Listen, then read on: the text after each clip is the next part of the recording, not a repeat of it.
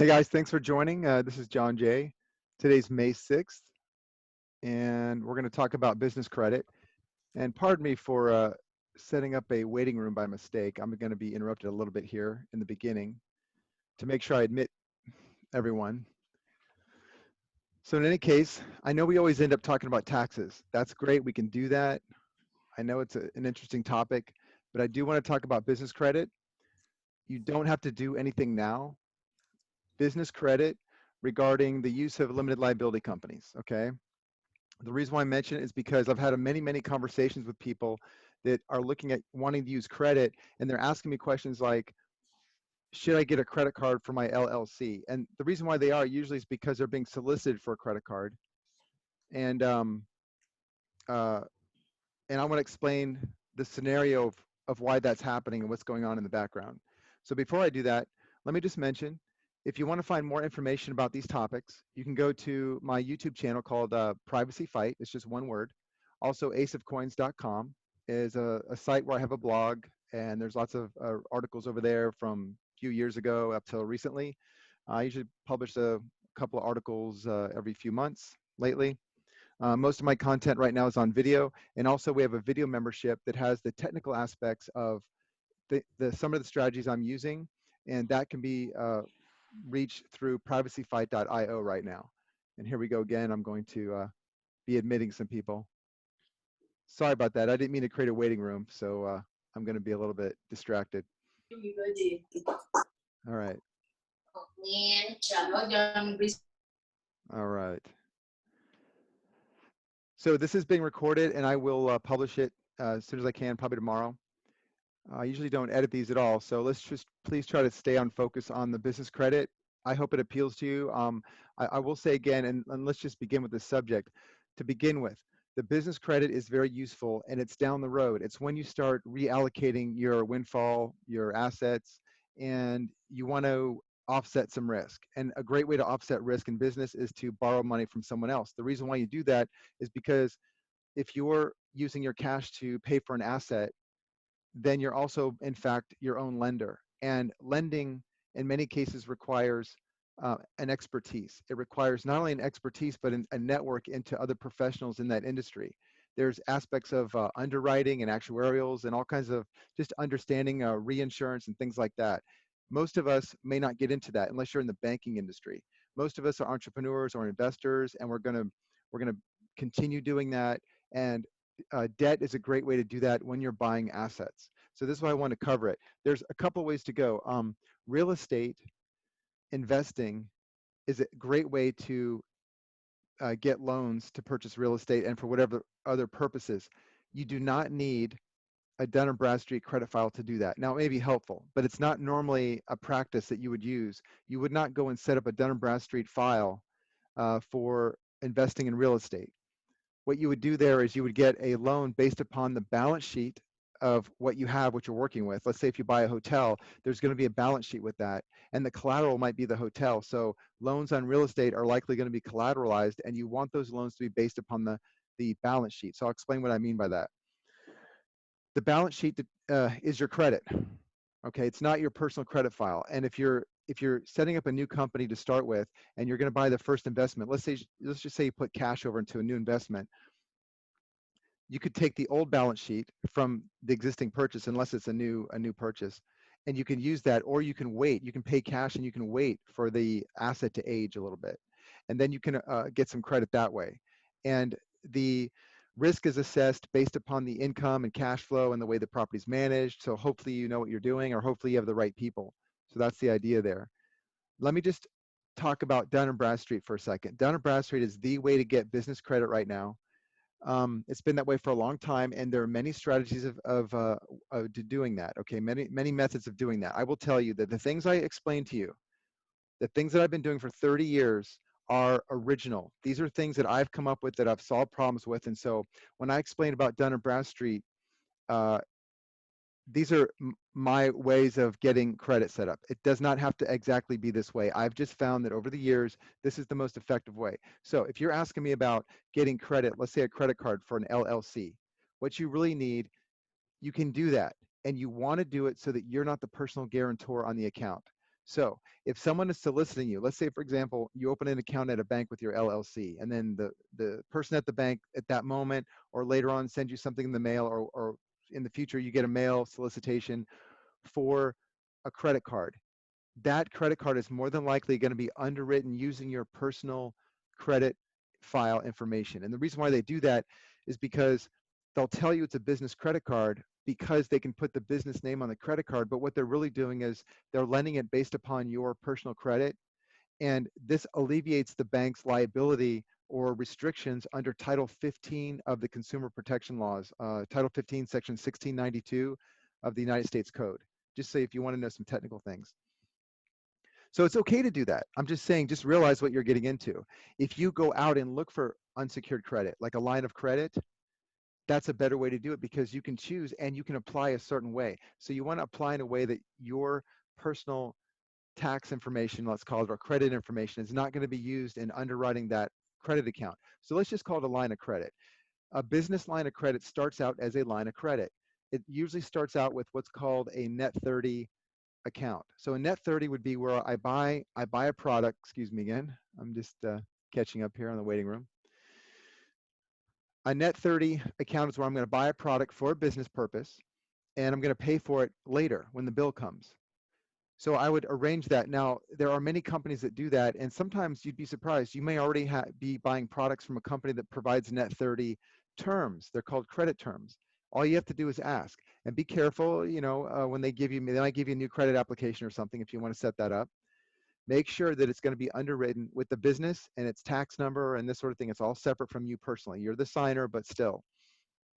The way you get this set up is, first of all, the first thing you need with business credit, if you want a line of credit, if you want a credit card for an LLC, you need to start with net 30 accounts. This is not a credit card, but you will get a credit card eventually, and or you'll get a line of credit that you're gonna be able to use very well. So the way you do it is you need a business address. It can be an office location, it can be agricultural, it can be industrial, it can be a virtual office space. It cannot be a postal box like a UPS store, a PO box. It cannot be residential. It cannot be multifamily. It has to be an office space, and it doesn't have to be yours. It just has to be an office space that you can receive mail in the name of your company. Once you have that, once you think you have that, or if you already know that you have an office space that you can use that with, you simply send a postcard with your company name to that address to make sure that it gets delivered. Make sure the postal clerk delivers that mail. That is just a way to reassure yourself that you're going to get it. That's what I have my clients do. So once that happens, now you know you have a physical address that's a business location that you can receive mail in the name of your company. It's probably your LLC. Once you do that, you'll go to a website. It's called listyourself.net. Listyourself.net. And I'm not gonna go through it right now. I have a video on this already, but you go to listyourself.net and there's an option on the first page where you can choose to set up a credit file. You can set up a credit file individually or commercially. So you want to choose commercial, and then you want to enter your information in that application. It's just one page, and at the bottom, it's going to ask how you want to be notified about the progress or the report. So it'll be an SMS text or something like that. So you select that option, and then your phone will ring or whatever once you complete it. And then what will happen is Dun & Bradstreet will get a message. Now, this I don't believe is a service of Dun & Bradstreet. I just believe that it's a company that does this listing service. It's basically you're giving up marketing data, okay, if you want to look at it that way. In this case, it's going to help you. Now, that will create a credit file. Dun & Bradstreet will contact you at some point, and the agents will offer you credit services, which are pretty good, actually. You do not need to buy the credit services. They're only a few $100 sometimes. You do not need to buy these credit services. What I recommend that you tell them in the first phone call is, tell them, hey, that sounds great. I got to check with my partner. I'll call you back, or can you send me a letter? That is a polite way to end the conversation with Dun & Bradstreet. I'm just saying, if you feel uncomfortable when these calls come in, I'm just telling you how to handle it. You can do it however you want. You can buy their services. That's fine. They're good services. I'm just going to suggest that you don't need them up front. So all you need to do is basically some key presses, some paperwork, visit some websites, and you'll get a credit file. So Dun & Bradstreet will have an account for you. they want you to use their services, of course, because they're going to sell your data, and that's the nature of the game. Okay, this is fine. This is what you do. So after a while, once you have that score, you're not going to get a score, you're going to get a credit file. What you want to do right about that time is contact it. You're going to get up to 3 or 4 net 30 suppliers. So go for 3. Maybe you can add a 4th in there if you're able to. The first one you can probably select easily is going to be Uline. Uline is a catalog service. You can buy almost anything. I don't care what kind of business you're running. You could be a surgeon or an airplane mechanic and probably order some products from Uline. Okay, Uline has something for everyone. It's like the Walmart of all these places. Uline will give you net 30 terms. Now, there may be some conditions up front because you're new and all that, and you'll just have to get through that. Just remember, you don't want to be the personal guarantor on that. You don't want to use your personal credit. You never have to use your personal credit. I know a lot of people are told that if they have good credit, they can move that into or use it to get good business credit. Maybe you can. I mean, it just depends on the net 30 supplier. What I've found is it's useless to spend the time to do that when if you just follow the simple steps I'm explaining here. It's that simple. All right, so you go to Dun & Bradstreet. Once you know you have a physical address, you go to listyourself.net. You register your business name and all that, your phone number, your business website. Dun & Bradstreet will contact you. I always recommend just contacting them later. You'll probably get a letter as well. Go to your net 30 suppliers. So Uline is a good one to start with. Try to buy things that make sense that you're going to use, or maybe you can buy something that a friend's going to use. I just don't recommend buying something for the sake of getting a net 30 account. I mean, that's just wasting money, I think, anyways. So once you get the product, what I recommend is as soon as you buy it, as soon as you take delivery of it, whether you walk into a retail place or have it shipped, as soon as you do that, pay the bill. And you're going to do this probably for the first, I don't know, I would say the first year. Pay the bill immediately. Now you got to think, well, that's defeating the idea of getting net 30 terms. Well, net 30 terms aren't that useful for most of us, especially when we're just starting out. So you want to pay the bill right away. That's going to make your score look good. And your score is going to be from 1 to, I believe it's 100 is how they do it. And I think you'll probably start out with a score that's in the upper 80s, 90, something like that. That's about where you want to keep it. You want to show that as time goes on, your goal is to demonstrate that you can acquire debt in the business name and that you can manage it effectively without going into default.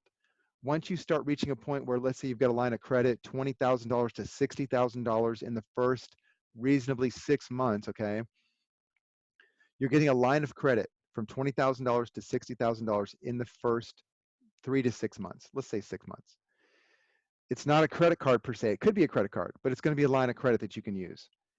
Then you're going to start getting a score. So you're going to start seeing a score from Dun & Bradstreet after about the second billing cycle, unless they've changed things around. But it's going to be about the second net 30 payment you make is going to be reflecting a credit score of some kind. And you just want to go from there.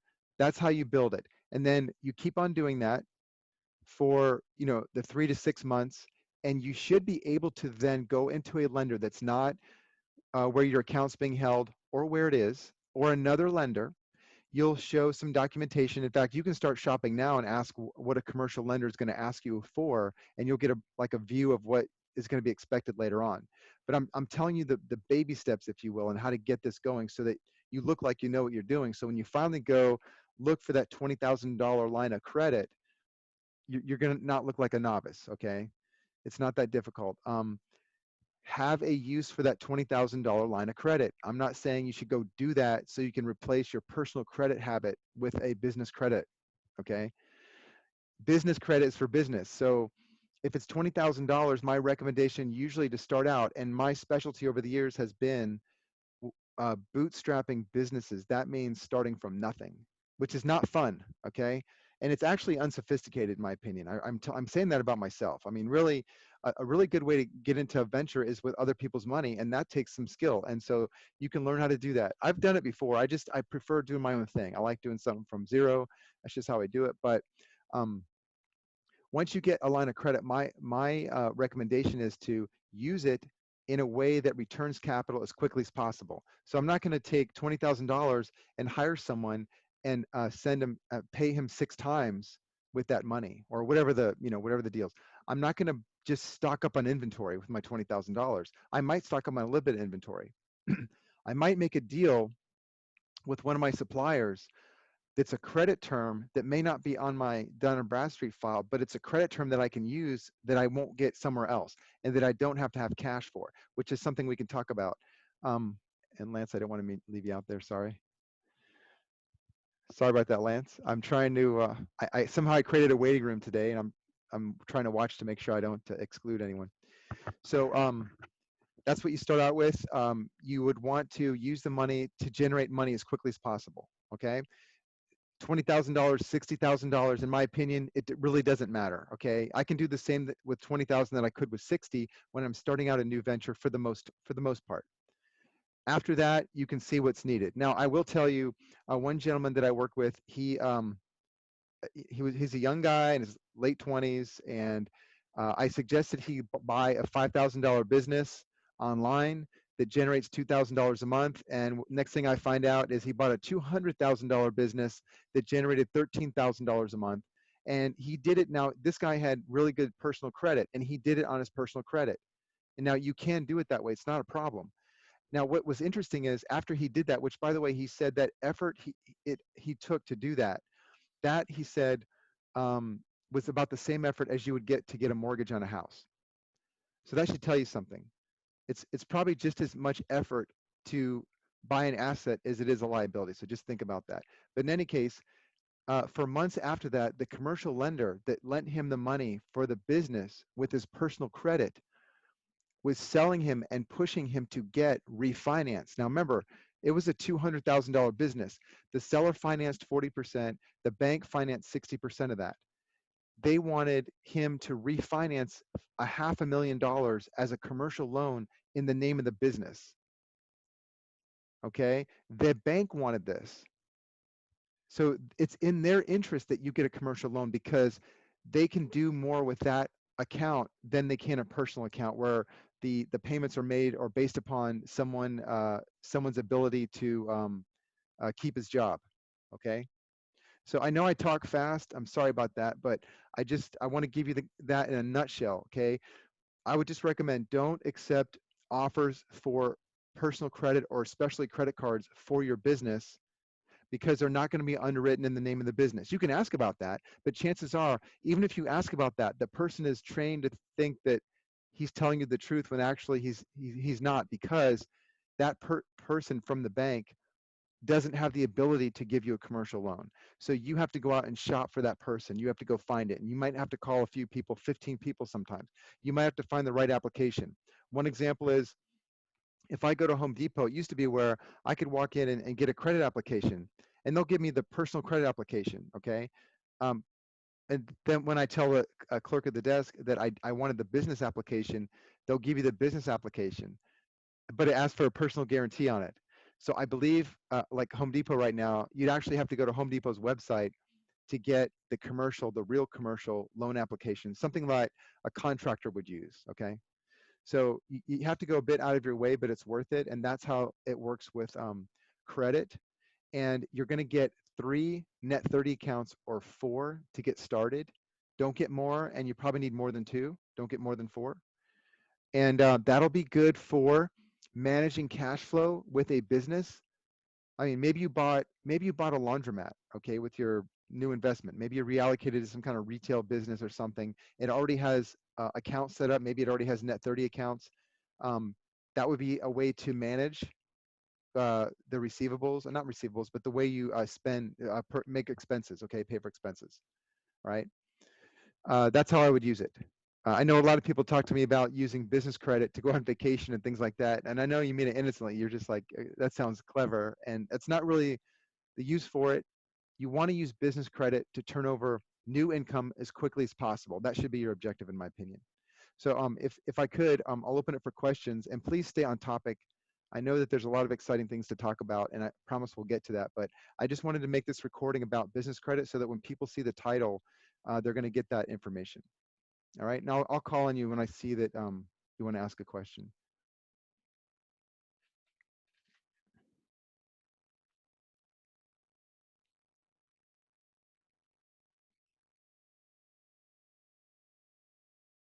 Okay, good. I'll just continue then. I'm going to continue with, I don't see questions here. I'm going to continue with real estate. So real estate is a bit different. Real estate, you can get, let's see here, I'm going to make one.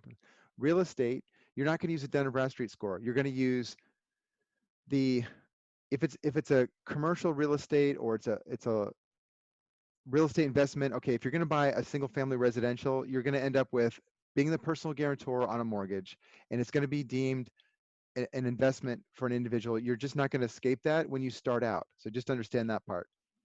Maybe that'll happen with your first few real estate purchases. Even if you're going to, I'm telling you, even if you have cash, you really should look at getting financing. So it's okay for real estate, in my opinion, to use your personal credit to get started.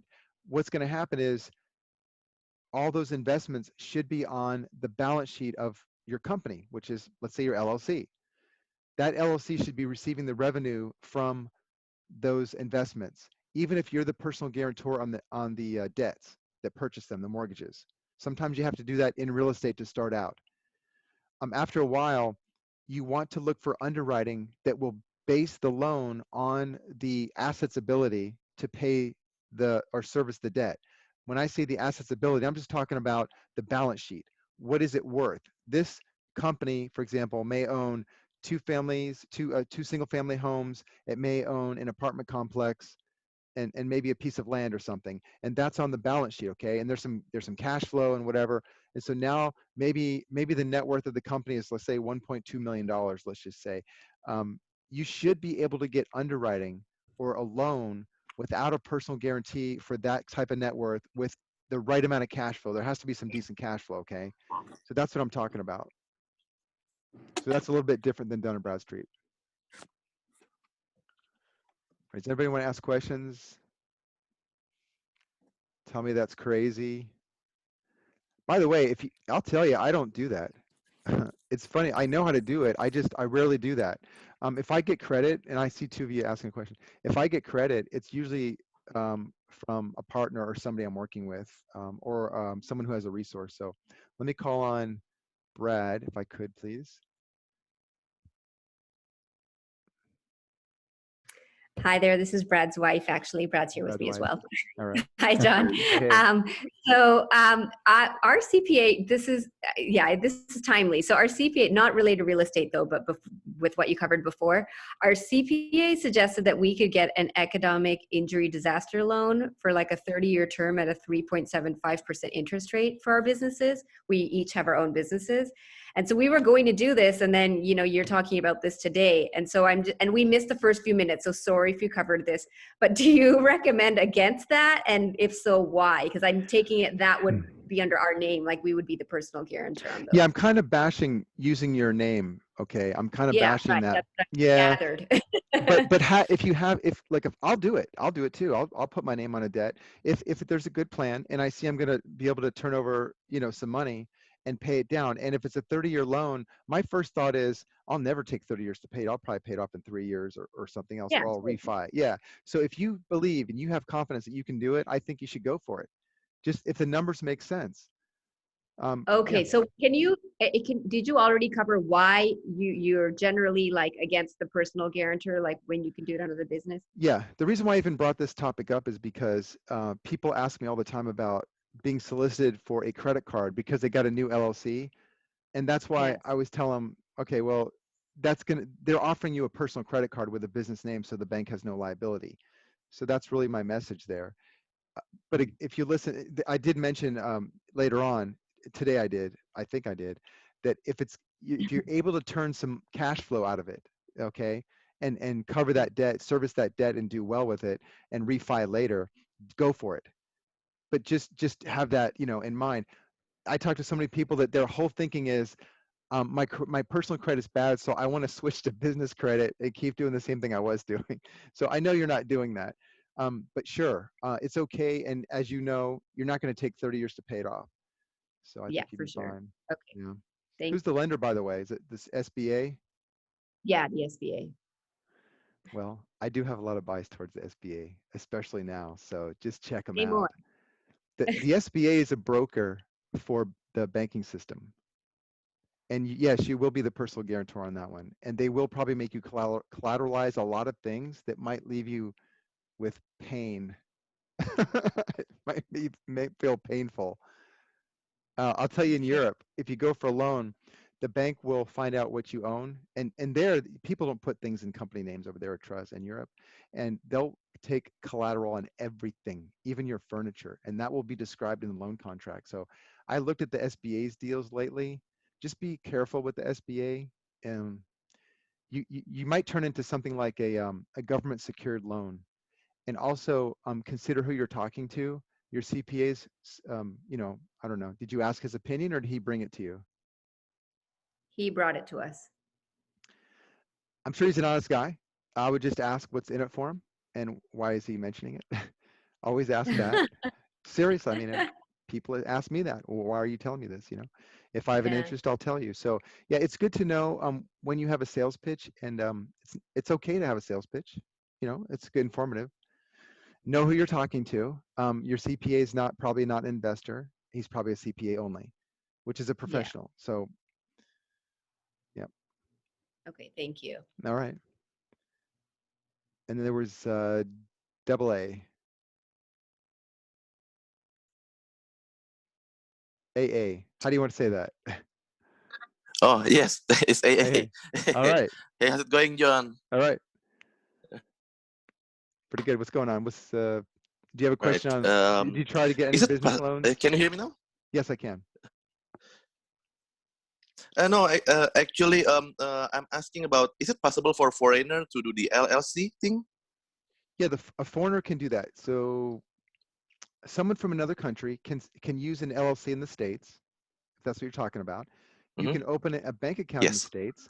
The one limitation is you're going to Mm-hmm. need an EIN for the LLC. You can pay someone $50 to do that for you. There's a professional service that does that. I don't do that. But then you can get an account open. Sometimes you don't need an account here, a bank account. Some people just want to deal with Caleb and Brown and then go back to their country. You can take an LLC from here and domesticate it in your country. I don't always like to recommend that because maybe there's something local that you can use. Maybe there's a really good reason to do that. Like if you're in Canada and you're okay with using Caleb and Brown and that's part of your plan, that's great. And the UK, same idea. I don't like to recommend something just because I sell it, you know. But from what you're saying, the answer is yes, if you're asking me that. Okay, so to make it more clear that I'm residing in States for about 4 years now. Okay. I'm waiting for my my green card, and yeah, it's still on the I don't know when it's gonna be proceed. Yeah, but I was stuck here, and I got my social and I got my license. So can I go through with the LLC process? And I get my crypto account in Coinbase and in Binance US, and I'm planning to move it out at the end of the year. Mm-hmm. But so yeah, when I heard about easy. your LLC Yeah. things, that would be very easy to do. Yes. So yeah, it's possible to go through for my status. So no limitation. I can do No limitations, right? You can do that as as the a one green you're card. supposed to do. Yeah, you can even open an account here as a foreigner. Just call the bank ahead of time.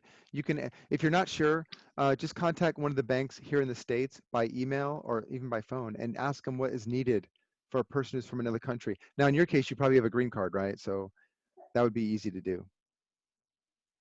Not yet, not yet. No green I'm card? still in the middle. So my position, Okay. no green card. So like I'm on the Okay. process. That's why my position its status is kind of makes me confused.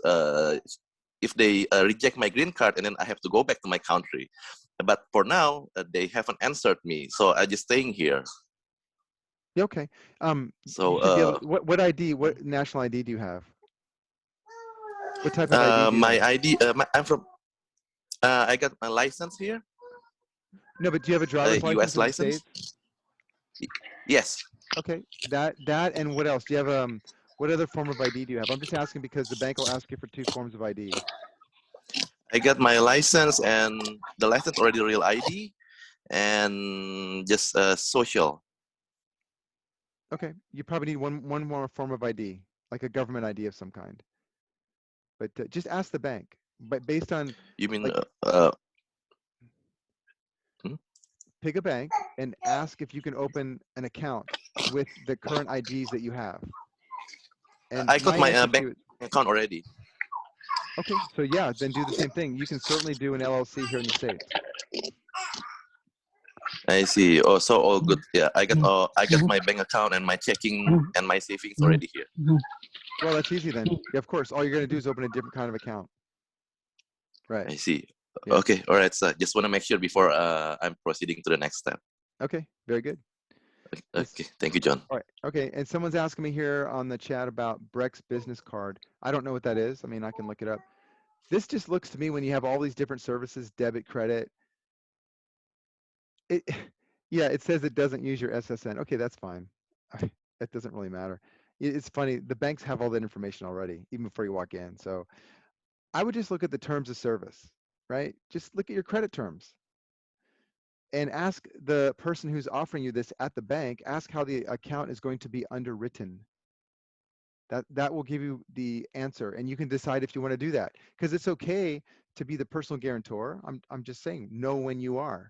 Don't be tricked into doing it when you don't know that you're doing that.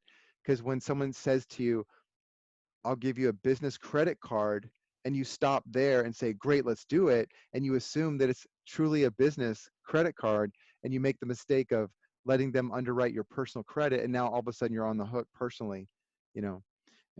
So just be aware of that. But yeah, I've had lengthy conversations with people. Um, one gentleman wanted to use Dun & Bradstreet for real estate. That's another reason why I want to talk about this, because I don't see that they mix together. Now, if I'm a property manager and I have suppliers, you know, maybe I maybe I have really good deals with you know, plumbing supply and electrical supply and masonry work and all this stuff and flooring and all this, because I'm a property manager. Well, then definitely I think a net 30 type profile should be set up. That's a great use for it, and that is kind of a real estate investment. It's more of a business investment. But a property manager would be great with business Dun & Bradstreet credit. Yeah, Brex card. I mean, you guys can look it up. I don't know anything about Brex card. All right. All right, we'll do that. So anybody have any more questions? I know someone's just joining us. Yes, hi, John. How are you? It's Carlos. Hi, Carlos. Good, thanks. Good. Quick question. I'm not sure if you covered it. I'm gonna just join in. I'll rewatch the video afterwards once you post it.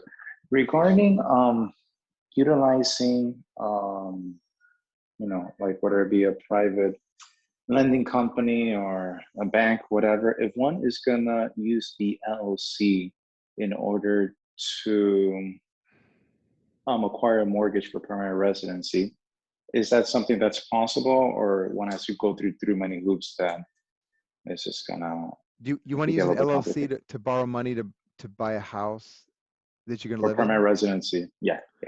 Okay. You can do that. It's just that, I mean, you're just going to borrow the money in your name. That's what's going to happen. Okay. If you want to do it as if it's not an investment, so no bank is going to look at that as an investment. They're going to look at it and say, okay, you want the LLC. They're going to see you're associated with the company, and they're going to say, okay, you want us to underwrite this in the LLC. Okay, we can do that if you have a decent balance sheet. So you better come to the bank with a good balance sheet. And that's not a usual transaction. I mean, using your own company to borrow money in the company name to buy your own house in which you're going to live, I don't know why you'd want to do that. Sure, if you have a good enough balance sheet, they'll do it. Yeah. You got to have a balance sheet, though. You got to have something on the books that looks like you know what you're doing with real estate. Okay. Thank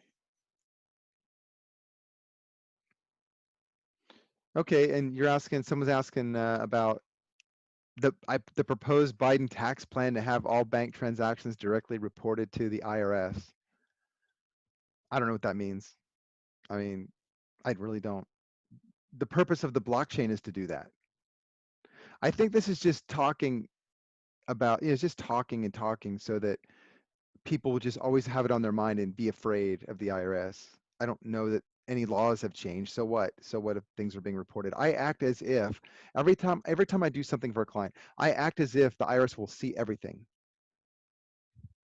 So I kind of don't care what they do. I'm not even following. I don't even follow what they do with the tax code. I wait for people to tell me because it almost doesn't matter. In all my years of doing this, all the changes that I've seen have never adversely impacted anything I've done because I don't use their system. I don't try to do things like a 1031 exchange. I don't care if they change the 1031 laws. I'm still going to do what works, you know. Okay. I have another quick question. Okay.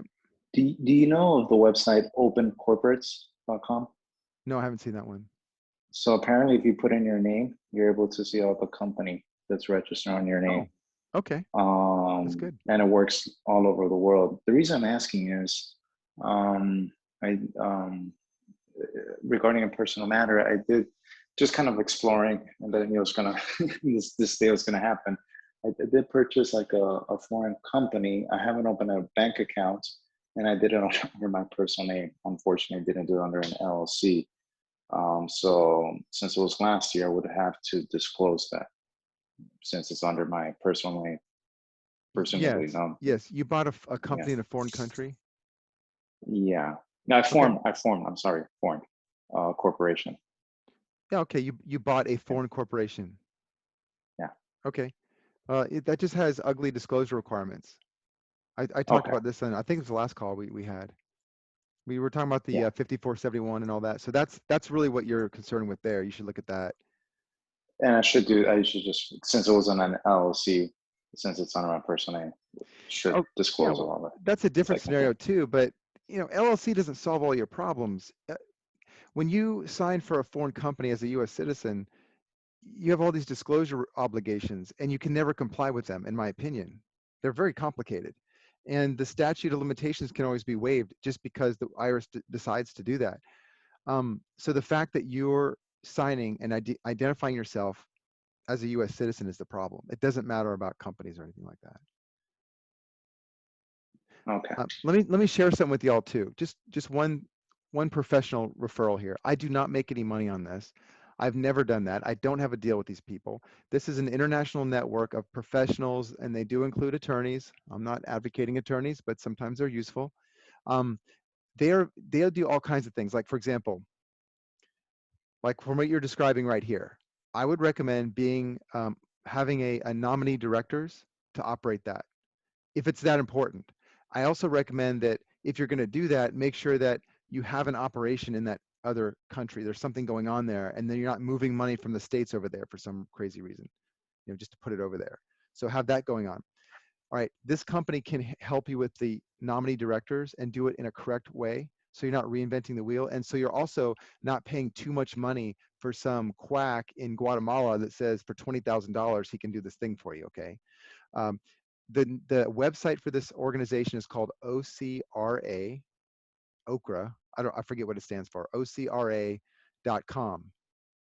OCRA.com is this organization. They can set those things up. That's a very simple thing for it to do. Another thing you can do, if you guys want to check this out, if you have in mind that you want to possibly buy a yacht for yourself, okay, these guys can actually write the budget for the yacht and staff it and help you decide how to insure it and where to flag it.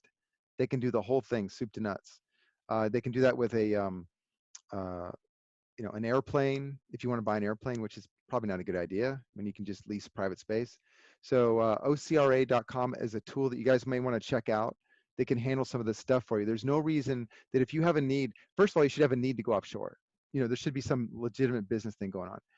And you should do it with a little sophistication, either using an international business company, go through a service like OCRA.com, or and I would just throw this at you. An IBC that I recommend would be something in Hong Kong. And I'll let you do the research on that. You can see for yourself if it's something you want to do. But again, I just recommend if you're going to do something offshore, you have to have a real interest over there. Don't just set up a company offshore because it sounds cool and then send your newfound wealth over there. I mean, unless you're going to start a factory or something, right? That's what I just recommend. All right. So anything else on the lending? Did I cover that? I know there's a million questions afterwards, but that's the core thing. So yeah, go ahead, Kieran. Yeah, just a quick question about lending. Where can I find, I just signed up on the site for Privacy Club. Okay. Is this information you went over, is there more information available on there? I haven't I don't bitten know down that to it's it so yet. much detail. There may be an older video on it, but I'm going to put more content in addition to this one we're doing right now. So there will be more detail. Yeah. Okay. hmm Yeah, you guys can let me know too. I mean, if you want to see some more content, I have a list of content to put up there this whole year and next year, but I'm doing as fast as I can. So let me know if there's something that you really, is interesting, and I can do it if I know about it. I have certain limitations. I am going to start bringing in some. Let me just end this call and I'll tell you guys real quick. Are we done with the credit stuff? That's good for now. Let's say. Sometimes we don't need credit from third parties. We don't need a credit file with Dun& Bradstreet. And I'll just tell you personally, from my experience, since I've been in junior high school, I've been running businesses, and I use other people's resources, or I like to partner with people.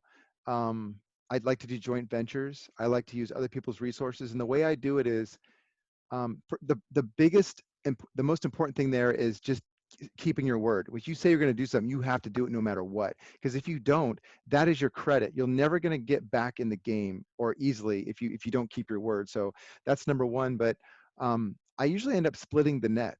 What that means is, if I have an idea and someone else has a resource and it takes me a lot of money to get to the resource that I need, I'll just partner with that person and say, hey, look, I have this idea. If you want to help me with it, we'll just split whatever's left over. And that's usually really attractive because I don't want to minimize that person's involvement, because without him, I couldn't do it, right? So I'm willing to do the 50%. Now, sometimes I'll even pay him more. It just depends on what kind of arrangement. So those are the kind of deals I've been doing over the years. I rarely will go in there with some sort of credit, third-party credit or something like that, or lots of cash. Or if I have lots of cash, I'll get someone to buy me out later or something like that. So anyways, I just want to mention that. But I'm gonna shut this off now. I'm gonna stop the recording now.